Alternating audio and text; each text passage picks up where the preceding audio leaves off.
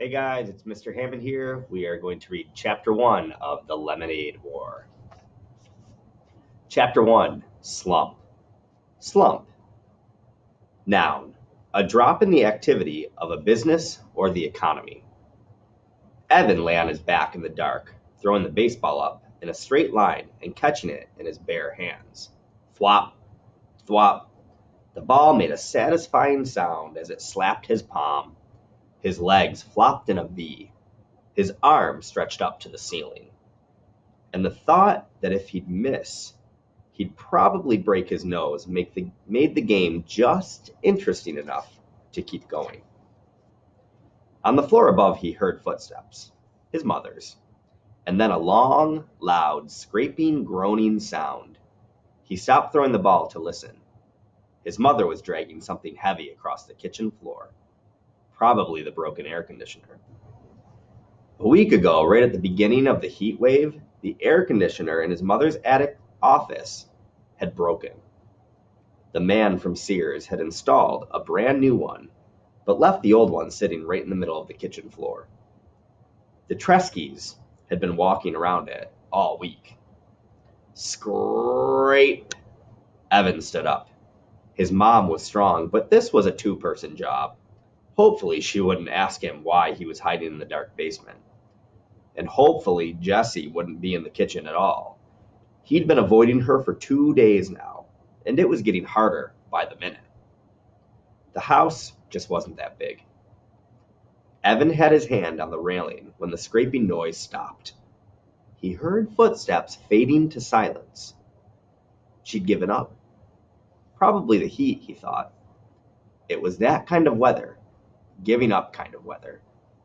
He went back to lying on the floor. Thwop, thwop. Then he heard the basement door open. Psst. Evan caught the ball and froze. Evan? Jessie's voice sounded echoey in the darkness. Evan, you down there? Evan held his breath. He lay completely still. The only thing that moved was the pins and needles prickling in his fingers. He heard the door start to close. Long breath out. But then it stopped and opened again. Footsteps on the carpeted stairs. A black outline of Jessie standing on the bottom step with daylight squirting all around her. Evan didn't move a muscle. Evan, is that you? Jessie took one short step into the basement. Is that? She inched her way toward him, then kicked him with her bare foot. Hey, watch it, would ya? Said Evan, swatting her leg. He suddenly felt stupid lying there in the dark. I thought you were a sleeping bag, she said. I couldn't see. What are you doing down here? How come the lights are off? It's too hot with the lights up, he said. He talked in a flat voice, trying to sound like the most boring person on the whole planet. If he kept it up, Jessie might leave him alone. Mom's back in her office, said Jessie, lying down on the couch. Working, she groaned as she said the word. Evan didn't say anything. He went back to throwing the ball, straight up, straight down. Maybe silence would get Jessie to leave. He was starting to feel words piling up inside him, crowding his lungs, forcing out all the air. It was like having a chest full of bats, beating their wings, fighting to get out. She tried to move the air conditioner, but it's too heavy, said Jessie. Evan tightened up his lips. Go away, he thought. Go away before I say something mean. It's gonna be hot all week, Jessie continued. In the 90s, all the way up till Labor Day. Thwop, thwop. So, what do you want to do? Jessie asked. Scream, thought Evan. Jessie never got it when you were giving her the big freeze. She just went right on acting as if everything were great. It made it really hard to tell her to bug off, without telling her to bug off. Whenever Evan did that, he felt bad. So what do you want to do? Jessie asked again, nudging him with her foot. It was a direct question. Evan had to answer it or explain why he wouldn't, and he couldn't get into that. It was too complicated, too hurtful. Huh? So what do you want to do? She asked for the third time. Doing it, said Evan. Nah, come on, for real. For real, he said. We could ride our bikes to the 7-Eleven, she said. No money, he said. You just got $10 from Grandma for your birthday. Spent it, said Evan. On what? Stuff, Evan said. Well, Jesse's voice dribbled down to nothing. Evan stopped throwing the ball and looked at her. What? Jessie pulled her legs tight to her chest. Nothing, she said. Right, said Evan. He knew that Jessie had money. Jessie always had money squirreled away in her lockbox, but that didn't mean she was going to share it. Evan went back to throwing the baseball. He felt a tiny flame of anger shoot up and lick his face. Thwop, thwop. We could build a fort in the woods, said Jessie. Too hot. We could play Stratego. Too boring. We could build a track and race marbles. Too stupid. A thin spider web of sweat draped itself over his forehead, spreading into his hair.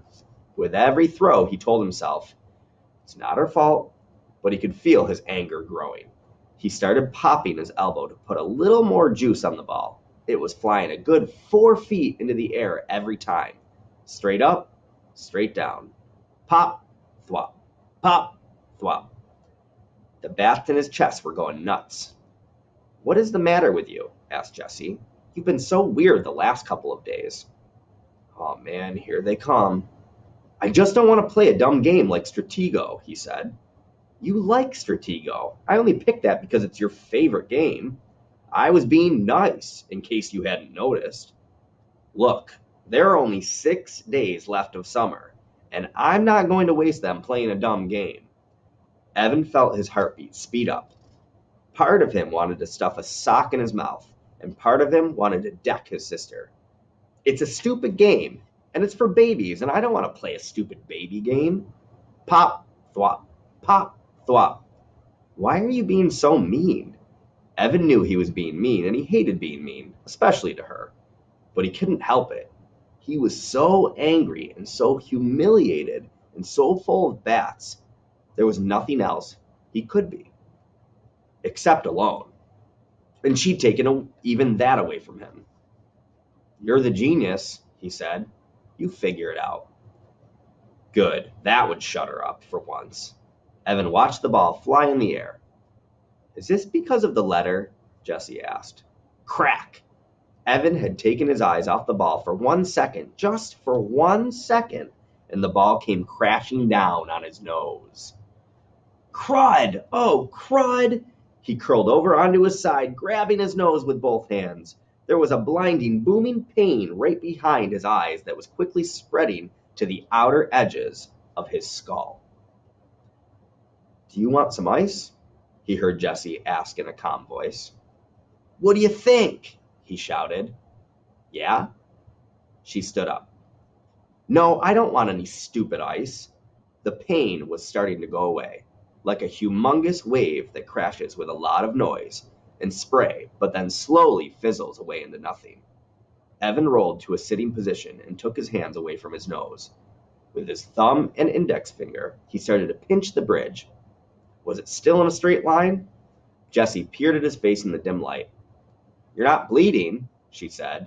Yeah, well, it hurts, he said. A lot. It's not broken, she said. You don't know that, he said. You don't know everything, you know. You think you do, but you don't. It's not even swollen. You're making a big deal out of nothing. Evan held his nose with one hand and hit his sister's knee with the other. Then he picked up the baseball and struggled to his feet. Leave me alone. I came down here to get away from you, and you just had to follow. You ruin everything. You ruined my summer, and now you're going to ruin school. I hate you. When he got to the bottom of the steps, he threw the baseball down in disgust. Thud. And that's the end of the chapter.